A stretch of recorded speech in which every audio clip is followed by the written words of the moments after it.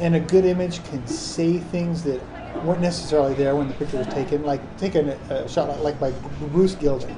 He's known for making New York look like a dark, desperate, stressful environment. People walking around like zombies. He flashes them really close from down below, and he makes the city look very dramatic and expressive.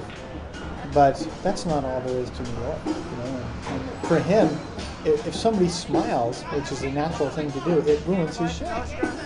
So yeah, a good image can send a message, a psychological message. You might look at his stuff and say, oh, it's fearful or it's dramatic, and to me that that's what feelings and perceptions. I would equate that with psychological. Somebody gave me a camera a few years back, just a little digital point and shoot for my birthday probably, and I had done a little bit of photography in the early '80s, and then I discovered Flickr, and I found out that there's lots of other people taking pictures of whatever. Well, eventually I found in my my thirst for good images somehow connected with street photography. Somewhere along the line I found a street photograph, and it was just interesting. And so I found groups where, curated groups where you had a steady supply of good street images. I guess by good I mean images that were interesting to me, that had visual appeal, and that was it. As soon as I saw my first example of good street photography, I was pretty much hooked. As far as deep feelings go, what moves my heart? It's relationships. I'm what they call the friendless American male. If I try to see things and pick something that's interesting and photograph it, forget it.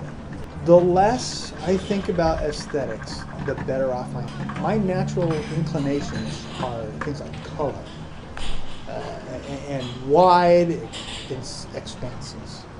Almost pretty much every time I do that, it's a disaster.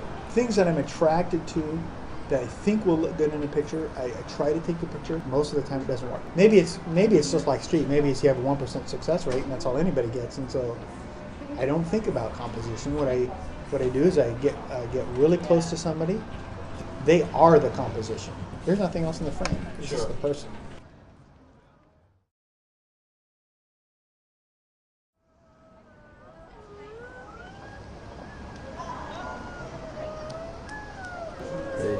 Street photography at its heart is about capturing life.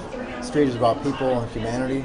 And to capture a universal theme that extends to a global reach. Most of us are putting on an act that hides their true nature. People forget about themselves, their mask tends to fade away, and this is the moment that I'm most interested in capturing on the street. I got started at a really young age with a Minox camera my dad gave to me. I wanted to be a detective and solve mysteries. There's this odd guy who lived in the neighborhood, and I just started snapping photographs, trying to get clues and experiment, put things together. But much later, I just started hitting the streets to capture stuff. I didn't find stuff around the house that interested me much, and that landscapes didn't interest me. So psychology and sociology always fascinated me. And on the street, there's a lot of that happening. Body language, so typically involves intense left brain thinking. I try to make things happen. Become a control freak, thinking about details. In fact, when I go after an image, it often runs away. Many times I have to wait for it to come to me to present itself. I've always been intensely interested in people and their stories. So my philosophy is that there are no ordinary people. Dan Millman once said there are no ordinary moments. This places emphasis on the now and brings you into the present. On the street, it's kind of, you see everybody. Mainly I just try to blend in, to pay attention to your surroundings and be prepared to act. Every picture you take is a reflection of yourself. There's a huge amount of information that gets transmitted when you look into someone's eyes. Making eye contact is an essential part of making portraits, of connecting with people and understanding them. Inspiration, It's John Steinbeck. It's really amazing depth of characters. And Cartier-Bresson with his decisive moments, Zen Buddhist way of life, seeing deeply, interested in life, not photography. And then Ralph Gibson is another contemporary who creates gorgeous fine artworks. He's focused on being as cultured as possible rather than just concentrating on photographic techniques and processes.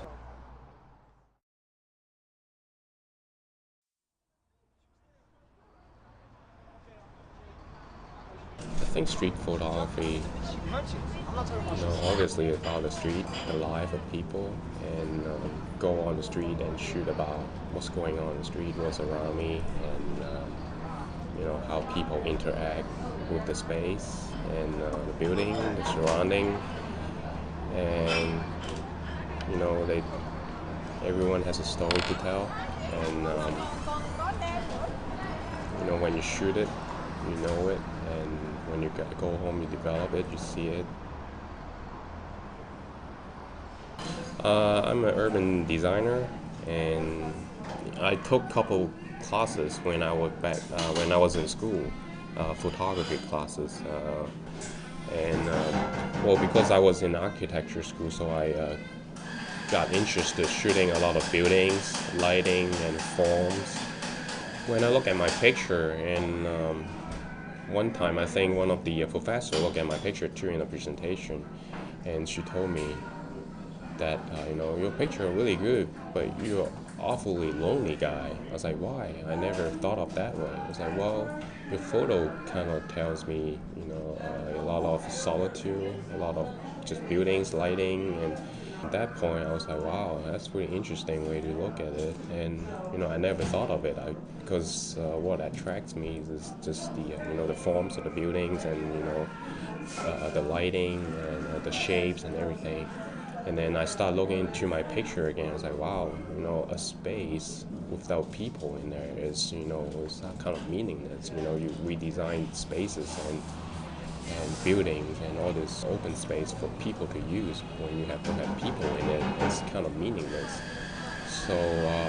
So that's got me into the interest of space and people and how they interact with each other, the surrounding. When you shoot it, you learn it. When you look at a picture, once you develop it, you learn it too. It's like, wow.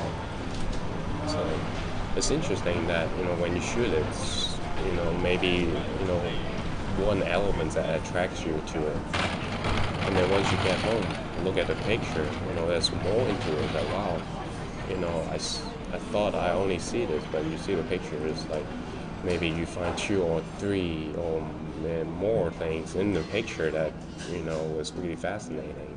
That's what I like about street photography too. So.